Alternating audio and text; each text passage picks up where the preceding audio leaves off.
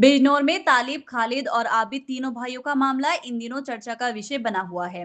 तीनों भाइयों को जेल गए करीब 17 से 18 दिन हो चुके हैं, लेकिन अभी तक उन्हें जमानत नहीं मिल पाई है। आज इस मामले में बिजनौर न्यायालय में सुनवाई हुई, जिसे लेकर लोगों की नजरें टिकी हुई थी। हालांकि आज भी जमानत पर कोई फैसला नहीं हो सका। अब अदालत ने इस मामले की अगली सुनवाई के लिए 28 तारीख की तारीख तय कर दी है। इस वजह से तीनों भाइयों को फिलहाल जेल में ही रहना पड़ेगा।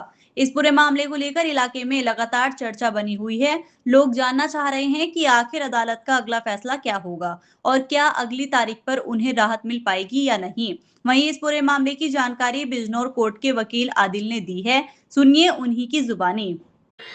जी वकील साहब, ये जो तालिब बंधुओं का प्रकरण चल रहा है उसमें कल डेट थी, लेकिन कहीं ना कहीं कोई छुट्टी या कोई अधिकारी का ट्रांसफर की वजह थी तो आज की डेट लगा दी थी। आज की डेट में उनकी सुनवाई हुई।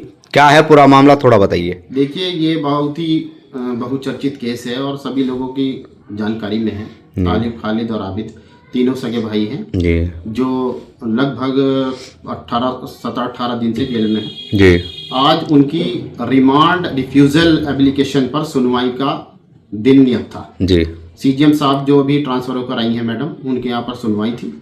दोनों पक्षों के वकील वहाँ पर मौजूद थे, प्रोसिक्यूशन की तरफ से भी और डिफेंस की तरफ से भी।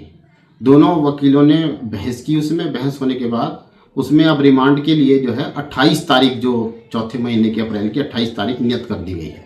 28 तारीख इसी महीने की? इसी महीने की। लेकिन बेल कब होगी वकील साहब? देखिए, बेल जो है, बेल की स्थिति ये है कि सबसे पहले आप लोअर कोर्ट में यानी सीजीएम साहब के यहाँ बेल मूव की जाएगी जी।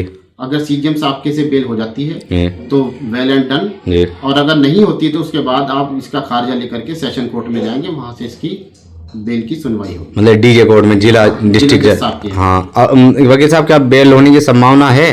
देखिए, बेल तो ये न्यायिक मामला है। अधिकारी जो है सारी चीजें देखते हैं, डॉक्यूमेंट देखते हैं और न्याय जो होता है वो बिल्कुल निष्पक्ष होता है जी।